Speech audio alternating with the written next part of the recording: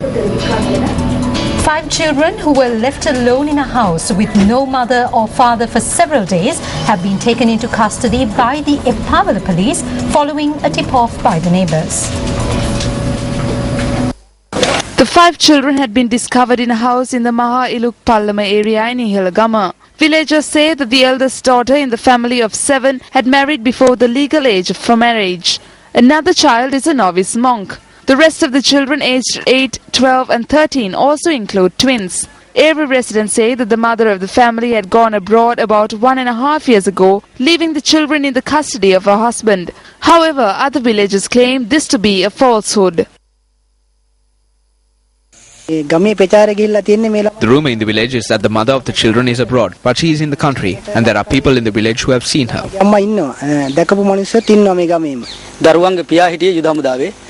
The father was in the army, but he contracted a disease and he was removed from army service. I think he left about a week ago, leaving these children with no one.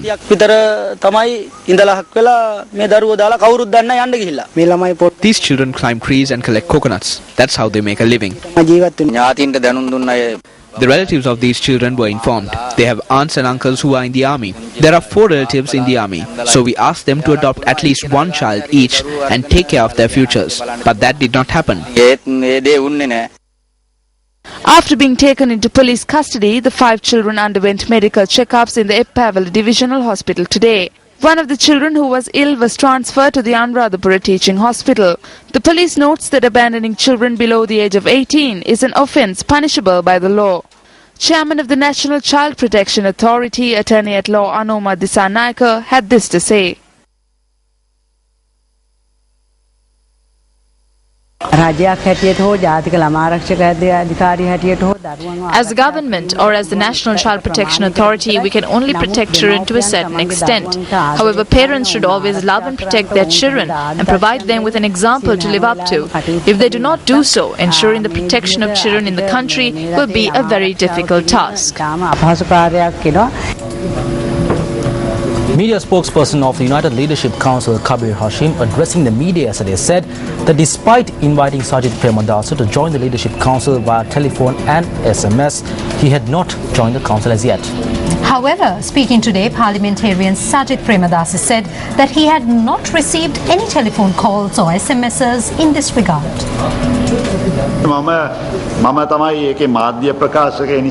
I am the media spokesperson for the Leadership Council and I was tasked with the responsibility to inform him. I contacted him over the telephone, but he could not be reached over the phone. Then I informed him via SMS about the meeting that was convened yesterday. I sent him around 3 messages. I informed him about today's meeting via SMS too. Karu Jayasuriya also took steps to inform him about this.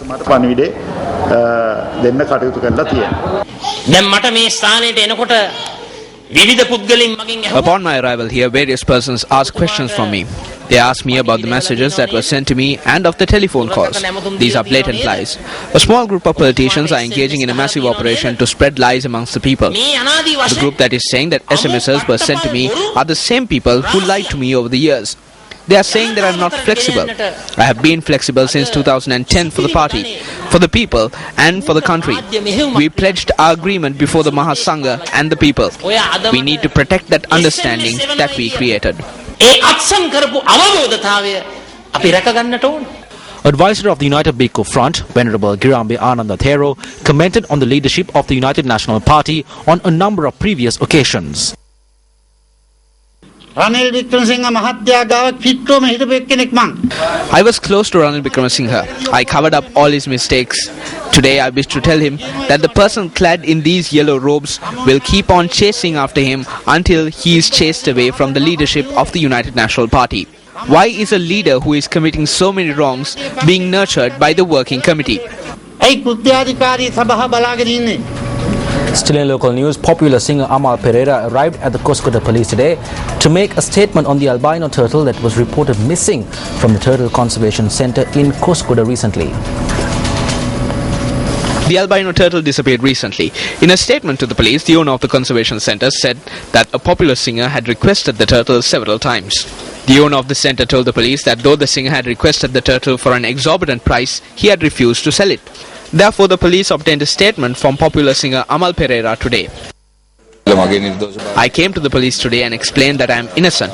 There is an international revelation that I need to make. Amal Pereira made this revelation while addressing the media this evening. According to my knowledge, this turtle would have been valuable before the Maldivian presidential election. He is not worth anything after the election. According to one of my friends, a politician was searching for such a turtle for a religious observance. He was supposed to set it free and it would bring him good fortune. According to what I know, there is no further need for a turtle.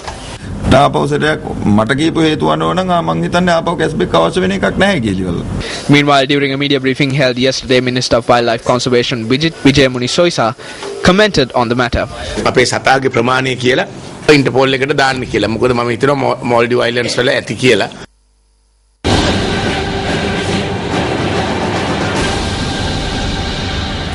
From the House of Legislation, expenditure heads of the Ministry of Public Administration and Home Affairs was taken up for debate in Parliament today.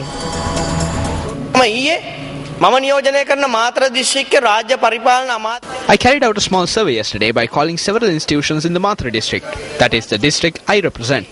These institutions come under the purview of the Ministry of Public Administration and Home Affairs. The survey was to find out how many officials were present at work on Wednesday. Of the 21 institutions I telephoned, officials were present in only 8 of them.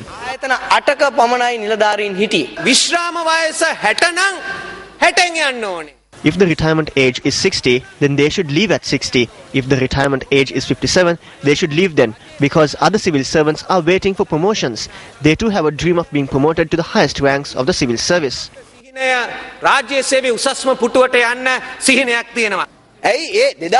Why hasn't appointment letters been given to individuals who were recruited in December 2012? There is no point in raising your hand. The reason is because the president does not have a free date. Uncle, ayyo.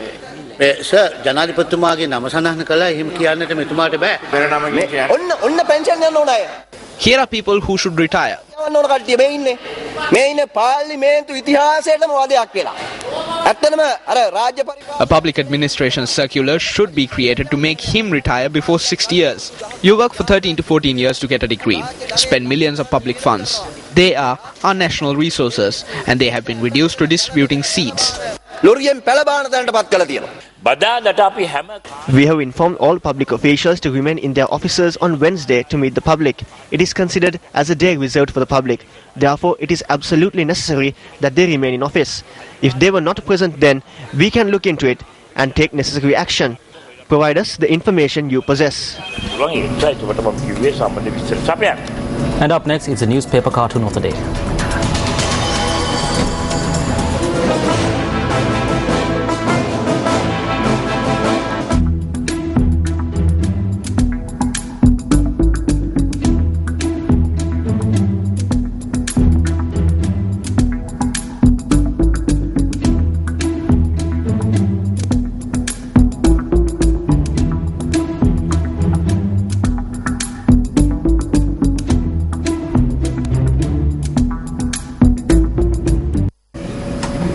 And now Newsfirst was awarded a silver medal by the United Nations Correspondent Association in recognition of its reporting. This award-winning report, selected from many international networks, was produced by Newsfirst Zulfiq Farzan and compiled by Newsfirst Shamir Rasuldin. That's right, Inoshi. Now this award, which is the most prestigious international accolade, one of several global awards, Newsfirst has been awarded with, establishes it and its journalists amongst the very best internationally. Now the award was presented at the 18th annual UNC Awards in New York yesterday under the auspices of UN Secretary General Ban Ki-moon. The award was received by Shamir Rasuldin on behalf of Newsfirst. On Business News tonight, an event titled the Public Policy for Business Leaders Forum and a certificate award ceremony of the Postgraduate Institute of Management was held in Colombo last evening. Development requires a symbiotic relationship between the public sector, private sector and the civil society. Definitely. The goal of the private sector should be to become an international player, or at least in the least to become a regional player. Sri Lanka is too small a market to experience the economies of scale. Hence, we should take on a much bigger role. And therefore, the necessary tools and equipment have to be provided or facilitated by the public sector. It will be now up to the private sector to identify diversified markets with diversified value-added product range at competitive pricing and forge ahead and become regional players, thereby increasing export revenue, reserves, and become less dependent on the remittances from foreign workers and foreign loans. Views were expressed on the leadership and managerial lessons that can be learned from the Sri Lanka military. They are like walking encyclopedias, they are like walking libraries. If you have the interest, if you have the need, you digging into these soldiers and you can extract what you want, whether it is leadership lessons, whether it is managerial lessons, or whether any other lessons for the society, for the social development or the economic prospect achievements or management. Today, the experienced soldiers in the Sri Lanka Army is the model for any lessons of leadership that you could use. On the sport, it's cycling news. Former Deputy Inspector General of Police KPP Pathiran was elected to the post of Chairman of the Sri Lanka Cycling Federation for the next 2 years following elections today. Yes, Shahin. However, candidate for the post of Chairman, International Cycling Commissioner N. Karunaratne said that the sport of cycling faced a grave defeat today. Following the dissolution of the Cycling Interim Committee that had a 2-year term, elections were held today at the National Sports Institute. KPP Pathiran, who was appointed to the post of chairman, received 69 votes. He had served in the post of chairman previously from 2006 to 2011. International Cycling Commissioner N.K. Karunaratne, who contested for the post, received 51 votes.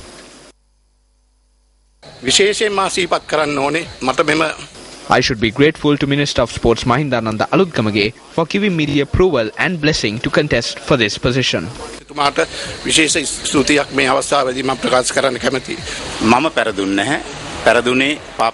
did not lose. It is the sport of cycling that lost. Cycling, which suffered drawbacks for the past 10 years, will suffer a drawback for another 2 years. Group Captain Sujiva Senaratne from the Sri Lanka Air Force was appointed as the Secretary of the National Cycling Federation, while Sunil Bandara was elected as the Treasurer. And that's a wrap of news at 9. It's a pleasure having you with us. For the Newsfirst team, I'm Minoshi Ratnasekaran. And I'm Shanjiram Pati. We'll leave you tonight with a look at the weather forecast for the next 24 hours. Good night and take care.